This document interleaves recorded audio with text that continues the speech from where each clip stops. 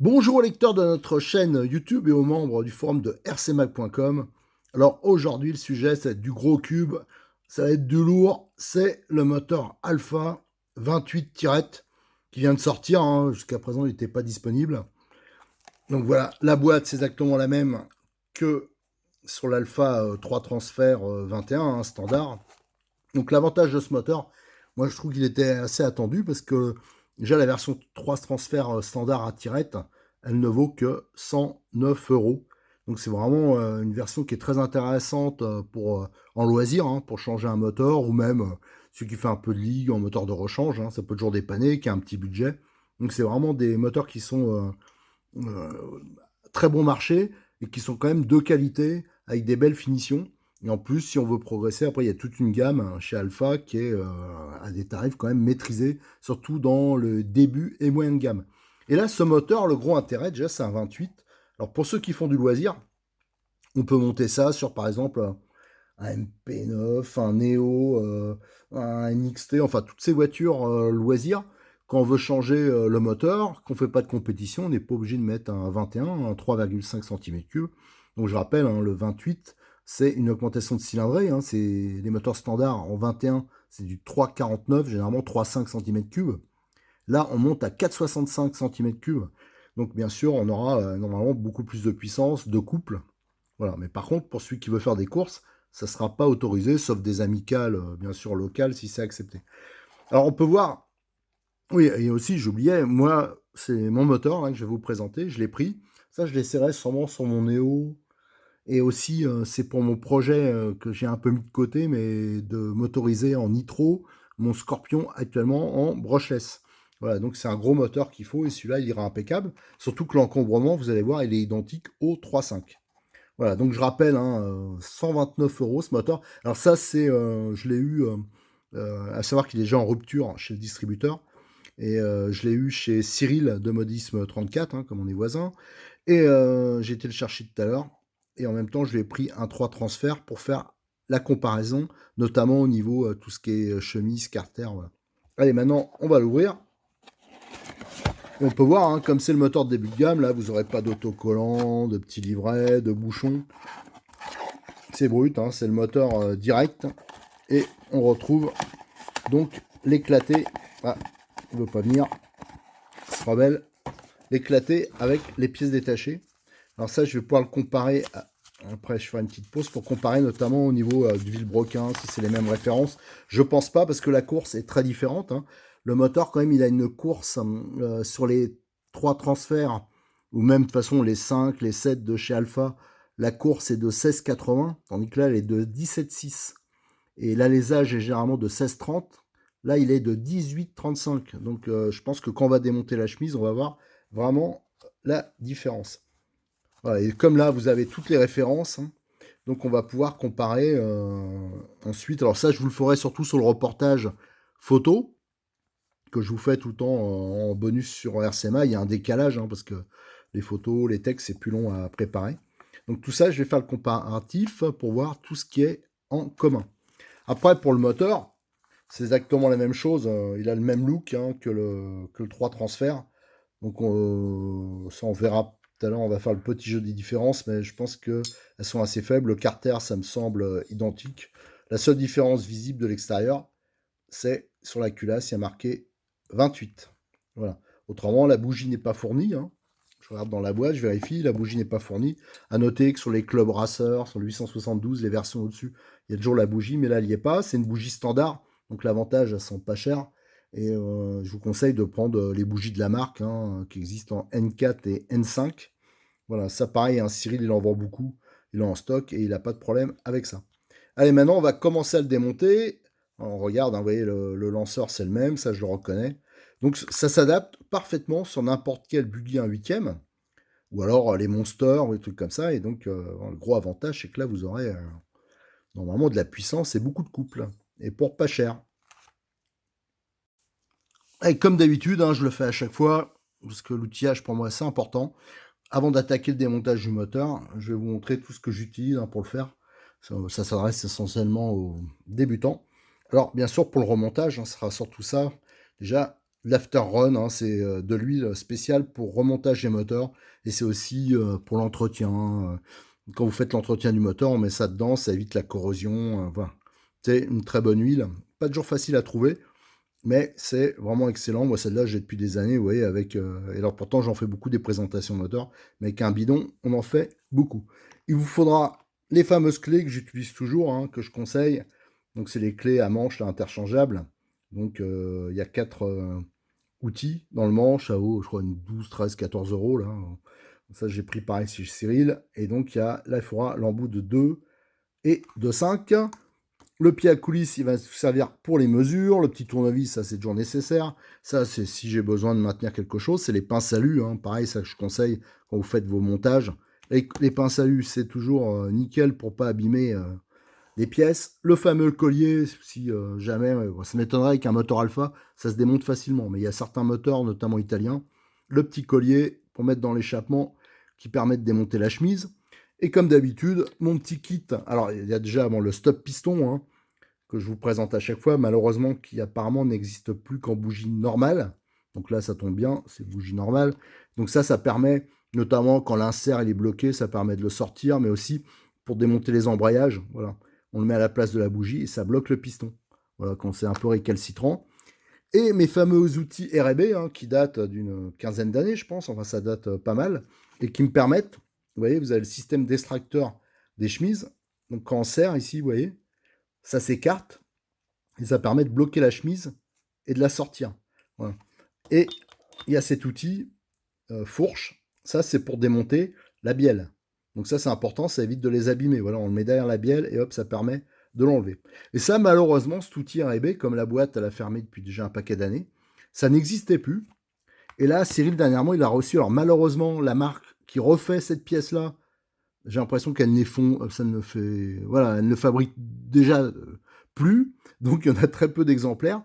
Et donc ça, c'est les mêmes, vous voyez, vous avez le système à fourche, là, c'est la référence de M250 chez Cyril. Donc vous voyez, c'est des belles pièces en aluminium, en chalut, tout ça. Et là, pareil, on retrouve le même système de fourche, donc ça devait être le même fabricant. Et le même système, là, pour toutes les cylindrées, normalement, donc c'est pour les petits moteurs, donc les 15, les 18, les 21, et normalement les 28. Voilà. Donc vous voyez, à chaque fois, il y a des diamètres différents. Voilà. Et j'ai dit sur une autre vidéo, j'ai dit une bêtise, parce que je venais juste de le recevoir depuis 5 minutes, donc je n'avais pas vraiment testé. Ici, là, ça sert aussi pour, ici, les bougies standards, donc démonter, par exemple, un insert à bougie standard, et celui-là, c'est pour les bougies turbo. Voilà. Donc ça, c'est une différence avec l'outil R&B, il n'y avait pas ça. Là, il y a les deux possibilités. Voilà, donc ça, pour ceux qui aiment les outils sympas, il en reste vraiment pas beaucoup. C'est ces outils-là qui sont... moi, je trouve que c'est pas très cher par rapport à la qualité. Et surtout, je trouve ça assez pratique. Mais c'est vrai que c'est pas indispensable. Mais quand on aime bien, qu'on démonte régulièrement ses moteurs, c'est quand même pas mal. Et on va commencer par démonter la culasse. Parce qu'à mon avis, c'est là qu'il va y avoir les choses... donc là, c'est une clé de 2,5.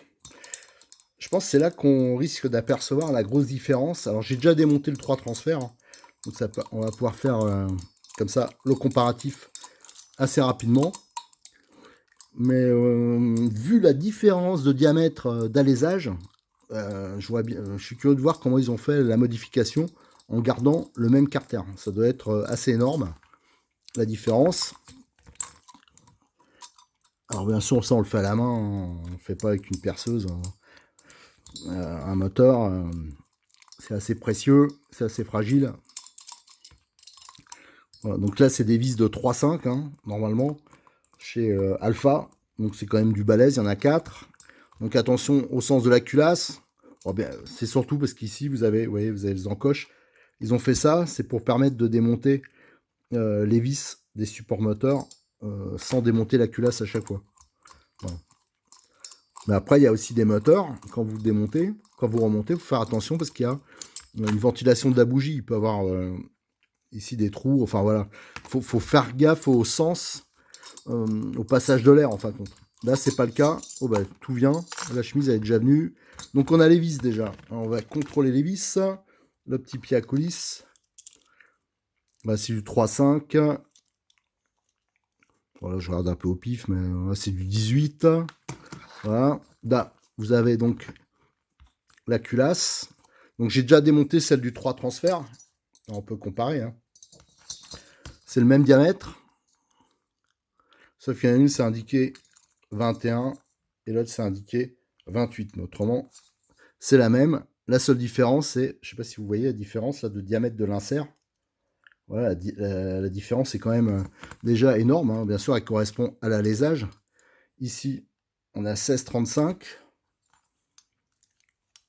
Et ici, ouais, 18,36. Vous voyez, il y a quand même 2 minutes de différence. C'est important, surtout à cette échelle. Alors, on peut voir, donc, j'en parlais, hein, elle est fraisée ici.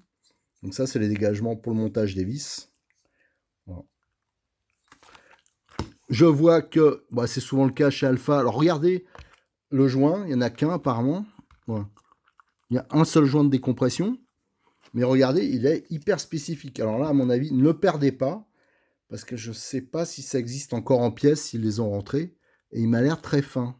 On va le mesurer. C'est 1/10. On peut voir que là, ouais, c'est bizarre. Généralement, il y a 2-3 joints. Là, il n'y en a qu'un. Et en plus, qui est très fin. Donc, attention. Alors, vous voyez, hein, ils sont sûrement partis d'un joint standard. Je ne sais pas. Je ferai le comparatif. Et on voit ici, il y a les passages pour les joints. Alors, ça, pareil. Pour les vis, je veux dire. Ça, pareil. Donc, comme remontage, faut bien sûr, là les monoblocs, hein, la culasse, hein, c'est-à-dire que l'insert est dedans. Au remontage, il faut bien sûr faire attention de faire correspondre au trou, parce que si vous le montez décalé, vous allez abîmer le joint. Et on peut voir, du coup, sa portée va être un peu plus réduite. Bon, ça déjà, on a vu, mais ça, l'insert, c'est la même chose sur la culasse du 3 transfert. C'est monobloc. D'ailleurs, je vais comparer les joints. Je vais voir si en diamètre extérieur, ils sont identiques. Tac, tac, tac. Non, c'est pas identique. On voit, non, c'est pas pareil. L'autre, on peut voir quand même qu'il passait. Ouais, il y a bien 2 mm de plus. Voilà. Hop. Voilà, je remets. Ah, j'ai inversé. Bien sûr. Comme elles se ressemblent. Tac. Voilà. Ça, c'est celle du 21. Ça, c'est celle du 28. Alors, la chemise, on a vu qu'elle venait toute seule. Bon, ça, c'est pas plus mal. C'est vrai qu'elle monte un peu libre. Bon. Et là, d'entrée à l'œil, déjà, on voit le piston qui est balèze. Hein. Et la chemise, donc on peut voir la chemise, contrairement aux autres chemises hein, qu'on trouve sur les moteurs Alpha, on voit ici les décrochements pour le passage des vis. Parce que bien sûr, ils ont utilisé le même carter. C'est plutôt le carter qui a été usiné 2 mm plus grand. Ça, on va mesurer le diamètre de la chemise pour voir sur quoi ils ont pris. Hein, si c'est sur l'épaisseur de la chemise ou l'alésage. Enfin, on va voir. Voilà, il ne faudrait pas qu'ils aient trop réduit l'épaisseur de la chemise et que ça la rendrait un poil plus fragile. Alors, on peut voir que c'est un 3 transferts avec des boosters, ou alors un 5. Moi, j'appelle ça plutôt un... Pour moi, c'est plutôt un 5 transferts. Il y en a qui disent des 3+2. Bon.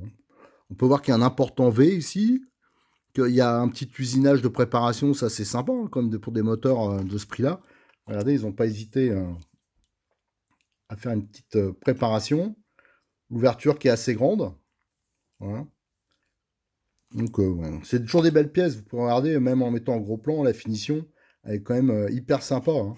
J'ai des moteurs des fois qui sont plus bas de gamme, bon, plus haut de gamme plutôt, et qui n'ont pas une finition aussi correcte.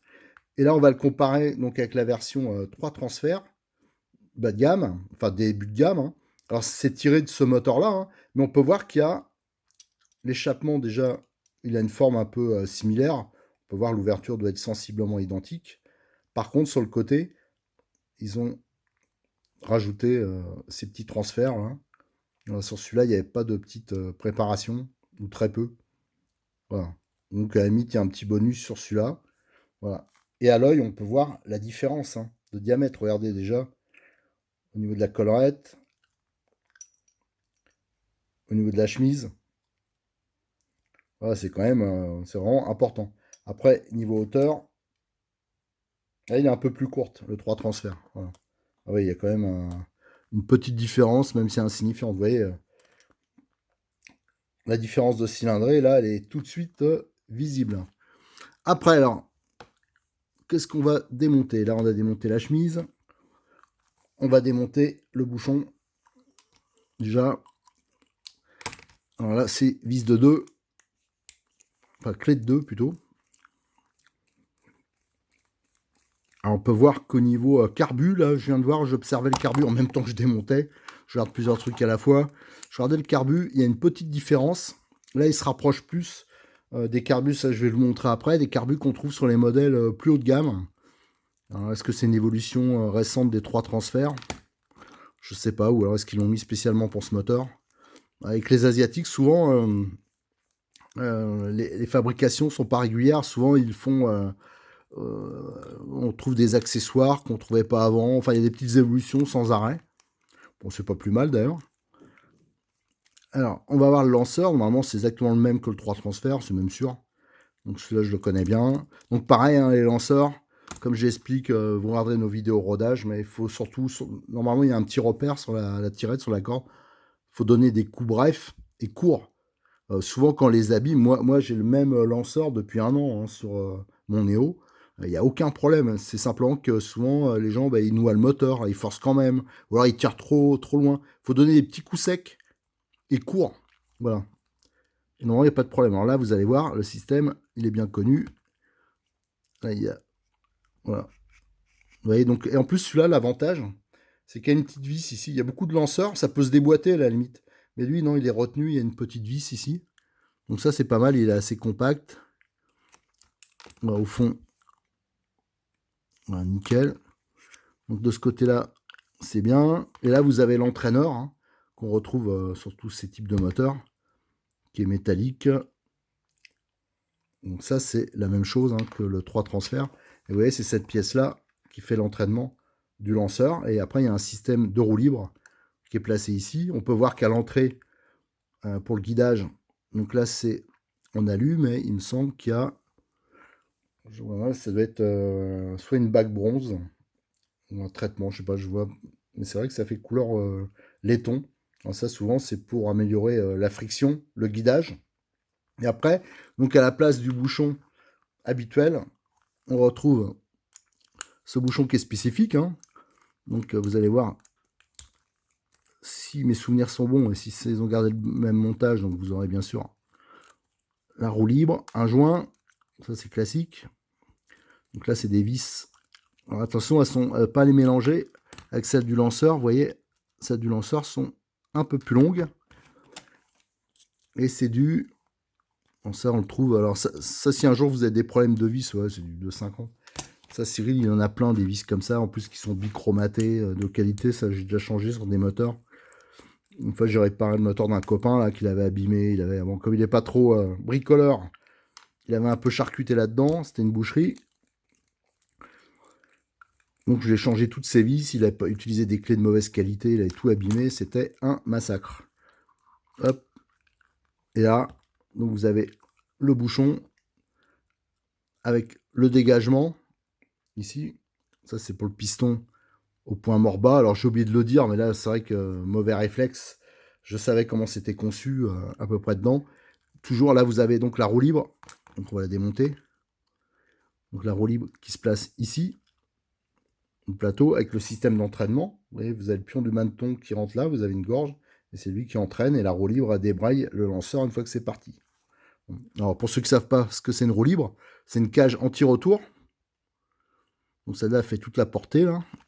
Donc là vous avez donc le lanceur qui est au bout là, qui est entraîné. Et là vous voyez que dans un sens c'est débrayé, et dans l'autre sens ça entraîne. Alors ça c'est le côté pour le lancer, et après une fois que le moteur est lancé, ça débraye. Voilà. Donc ça c'est un système Depuis qu'il y a quasiment des moteurs à tirette, c'est toujours été le même. Alors il y a quelques petites évolutions. Il y en a, c'est des manetons fixes, comme chez Alpha. Et il y en a, c'est des manetons qui se rétractent avec un petit système de ressort au bout, comme on trouve notamment chez Kyosho, et maintenant depuis peu chez Obitech. Voilà. Donc on peut voir, là vous l'avez, de toute façon je vais vous le démonter, le petit système de maneton qu'il n'y a pas sur les moteurs standards qui permet d'entraîner la roue libre. Voilà. Enfin, pas la roue libre, le plateau où est mis la roue libre. Alors, tout ça, c'est en métal, bien sûr. Donc ça, c'est classique. Donc le vilebrequin, à mon avis, il est nouveau. Et je pense qu'ils ont dû creuser ici. Parce que comme la course est plus importante, voilà. Donc ils ont fait sûrement un usinage. Ici, ça se voit à l'œil. Ça se voit, la bielle, elle rentre beaucoup plus ici. Donc voilà, tout ça, c'est pour augmenter la course. Donc le vilebrequin est assurément spécifique à cette version. Après, il faudra voir si ça gêne pas pour démonter le piston. On va voir, bon, je pense pas. Donc c'est toujours des belles pièces chez Neo. Non, pas chez Neo, chez Alpha, excusez-moi. Donc on va voir si on arrive à le démonter à la main. On va y forcer un peu. Voilà. Donc je vais utiliser mon petit outil habituel. Alors là, vous voyez, c'est le petit outil R&B, donc c'est l'outil que je vous ai présenté avant, donc qui est de nouveau commercialisé depuis peu. Moi, ça fait des années que j'en cherchais. Il y a des potes qui me demandaient, genre, ton outil R&B. Là, maintenant, je vous dis, c'est dispo, mais je crois qu'il y en a que 3 ou 4 exemplaires. Enfin, c'est très peu. En plus, il y en a qui sont dû partir. Voilà, je le mets derrière. Hop, et ça me permet d'extraire le truc. Alors là, ça force. Moi, je pense que ça force un peu plus que d'habitude pour l'enlever. Mais ça, je crois que c'est une histoire de cylindrée, de place, en fin de compte, dans le carter. En fin de compte, c'est un carter de 21 et qui a été augmenté de cylindrée. Donc, c'est sûr que les parois sont un peu plus fines. Je pense qu'ici, ça doit être assez fin avec l'usinage. Alors bon, je pense pas que ça pose de problème de fiabilité vraiment, si le moteur est bien utilisé. Mais c'est sûr que ça fait une petite faiblesse à ce niveau-là, au niveau du carter en général. Allez, donc on retrouve le piston. Voilà, ça se voit qu'il est énorme, quoi. Là, je ne l'ai pas démonté. J'ai oublié de le démonter sur le 21, mais la différence est énorme. Ce que je vais faire, je vais un peu couper la vidéo pour... J'ai oublié de le faire, et je pense que c'est intéressant de le faire, pour récupérer le piston de la version 21 et faire le comparatif. Alors, je vais le faire tout de suite. Allez, j'ai démonté le 3 transfert, ça va être plus simple pour faire le comparatif. Alors déjà, le 3 transfert, on va remarquer, et pourtant, c'est pas une version tirette que j'avais. Là, Cyril n'avait plus de version tirette, et il a préféré arrêter la version 21 tirette pour faire que les 28. Ça semblait quand même plus intéressant, je pense. Surtout que le 21, au niveau puissance, pour celui qui a par exemple un Neo, un NXT, des voitures comme ça, il gagnera rien. C'est juste que ça fait un moteur de remplacement pas cher. Mais au niveau, s'il veut augmenter les performances au passage, ça augmentera pas. Et on peut voir que les deux vilebrequins, même pour la version sans tirette, ils ont laissé le petit pion là d'entraînement. Donc ça veut dire que le bouchon est un peu spécifique. Ouais, et le bouchon, donc il y a la saignée pour faire passer donc le pion. Voilà. Ça, c'est sur les moteurs standards qui sont pas tirés, vous l'avez pas. Alors on va déjà regarder un premier truc. C'est si par exemple on voulait mettre, il est peut-être possible, quelqu'un qui voudrait retirer la tirette, mais faire un lanceur utilisé avec un démarreur. C'est peut-être possible, il faudrait voir la course, si ça passe. En tout cas, le bouchon, il monte. Il n'y a pas de problème. Donc ça peut être intéressant. Donc moi, je pense que ça n'a pas une grande utilité, mais oui. Voilà. Après, au niveau carter, si on regarde, ouais, la saignée, je vois bien que ça a été usiné un peu plus. Là, vous avez, celui-là, c'est le moteur 28. Ça, c'est le 21. Et au fond, on voit la saignée, c'est peut-être pas trop visible sur la vidéo, là, mais qui a été augmentée. Autrement, niveau carter, si vous regardez, la taille et tout ça, c'est strictement identique. Voilà. Le seul truc qui change, c'est donc cet usinage-là, et bien sûr, le fait qu'ils ont modifié l'alésage au niveau de la chemise. Après, je parlais au niveau du carbu sur les deux. Voilà. Ici, ça, c'est le carbu que vous avez sur le modèle 28. Et là, le modèle 21. Et on peut voir, ça, c'est les carbus de la génération d'avant. Là, déjà, la commande du boisseau, on peut voir que c'est la même qu'il y a sur les versions haut de gamme. avec les plus grosses en diamètre. Donc ça, c'est pas plus mal. Il y a peut-être un peu plus de matière ici pour la fixation. Et il y a les petits repères là pour le réglage de la reprise. Voilà. Alors, on a vu les bouchons, on a vu les vilebrequins. Alors, on va les comparer, les vilebrequins. Normalement, c'est du 14 mm. Je pense qu'ils ont gardé les mêmes diamètres, hein. Donc, c'est du 14, les deux. Donc, ça, c'est tout à fait standard. Et pour les conduits, 9,50. En fin de compte, j'ai présenté il y a quelques jours, j'ai fait le 872, hein, qui est la version moyenne gamme, la très bonne version moyenne gamme 7 transferts de chez Alpha. Et en fin de compte, c'est les mêmes diamètres. 8,90, je me rappelais déjà plus. Ouais, c'est peut-être un peu plus grand. C'est un peu plus grand sur la version 28. Voilà. Après, au niveau finition, vous voyez, ce qui est bien chez Alpha, c'est que la finition, alors il n'y a pas de préparation spécifique, hein, extraordinaire, mais par contre, la finition du conduit, si vous voyez en gros plan, je ne sais pas si vous voyez, elle est parfaite. Voilà, c'est très, très, très, très bien fini. Mais c'est sûr que c'est pas comme sur les moteurs haut de gamme de compétition où il y a des virgules. Voilà. Là, il joue plutôt sur la cylindrée, et la simplicité aussi pour avoir des moteurs à un tarif intéressant. Alors, si on compare donc les deux pistons, là, vous voyez la différence.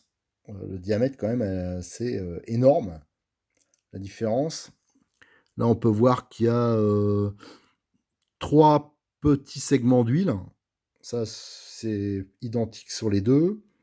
Par contre, sur la version 3 transfert, on peut voir les trous supplémentaires. Ça améliore le refroidissement, il paraît, du piston. Là, on l'a pas sur la version 28. Et au niveau de la bielle, je ne sais pas si elle est identique. Je regarderai par rapport aux références, mais la conception est identique en tout cas. Donc vous avez toujours la bague avec le petit trou ici. Là, il y a la saignée et ça permet d'amener l'huile sur le maneton. Voilà, sur la tête de bielle aussi, donc la bague là, de bien la lubrifier, parce que souvent quand il y a des casses, ça vient de là, c'est une mauvaise lubrification. Voilà, bah, de toute façon, souvent c'est aussi un mauvais réglage du moteur. Voilà. Donc ce qu'on pouvait dire, au niveau hauteur du piston, on va regarder ça. Ouais, c'est quasiment identique à un Pouillem près. Donc, voilà. Donc en fin de compte, moi je trouve ça assez impressionnant, c'est la différence de diamètre. Donc là, l'augmentation de cylindrée, elle est vraiment réelle. Voilà, autrement, c'est un piston qui est de type usiné. Là-dessus, il n'y a rien d'autre à dire. Après, qu'est-ce qu'on va démonter? On va juste sortir le carbu, on va voir le type de fixation, si c'est une fixation, une clavette simple ou si c'est une clavette avec les joints toriques. Alors, vous avez un joint torique ici, et vous en avez un deuxième, normalement, qui est, vous voyez, au fond du carter, là. Donc, vous avez deux joints toriques. Et non, c'est une clavette double, voilà. Mais par contre, qui est, par rapport au moteur plus haut de gamme, il n'y a pas le joint torique qu'il y a sur les versions de gamme. Bon, généralement, ça pose pas de problème, surtout avec les deux joints toriques qui sont sur le moteur. À savoir que dans le temps, il y avait un seul joint torique. Voilà. Donc ça, à surveiller si éventuellement il n'y a pas une fuite un jour. Mais ça, c'est pas vraiment problématique. Bon. Voilà ce qu'on pouvait dire sur après le reste, hein. Je pense que c'est tout à fait standard. Il n'y a pas bien sûr la préparation qu'on a souvent ici, qu'on retrouve sur les moteurs de la marque qui sont plus haut de gamme. On peut voir par contre au niveau de l'échappement ici, ça a été creusé. On peut le voir un peu plus là. Donc c'est une petite préparation au niveau de l'échappement, hein. Voilà, ici, là vous avez le pion de centrage pour la chemise. Et bien sûr, si on compare à ce moteur-là, vous voyez que les trous de fixation de la chemise, enfin de la culasse plutôt, sont plus éloignés. Alors ça, je vais mesurer. Je vais prendre quelques mesures pour voir. Voilà, pourtant c'est strictement pareil, hein, au niveau identique. Ils ont juste réalisé. Voilà, donc on peut voir, c'est pareil, hein, c'est strictement pareil. Voilà, donc ce qu'on pouvait dire à peu près sur ce moteur, hein. Donc ça, c'est vraiment un moteur que je vais utiliser régulièrement. Je vous dis, il est prévu pour mon Scorpion. Et je pense que je vais le monter comme j'ai un Neo et aussi un MP9 RTR. Mais bon, les moteurs, pour l'instant, ils marchent parfaitement. Donc, je ne vais pas le changer pour rien. Donc ça, je vais sûrement le monter déjà dans un premier temps sur le Scorpion. et je pense que ça va arracher à mort, hein. J'en ai déjà vu tourner un, enfin un ancien modèle. Je peux vous dire que ça tournait vraiment très très fort. Ouais, et surtout pour le prix, quoi. Voilà, maintenant ce que je vous propose, je vais arrêter là la vidéo et je referai une deuxième vidéo sur le remontage du moteur pour montrer aux débutants comment on remonte un moteur, s'il faut faire attention, voilà, des choses comme ça.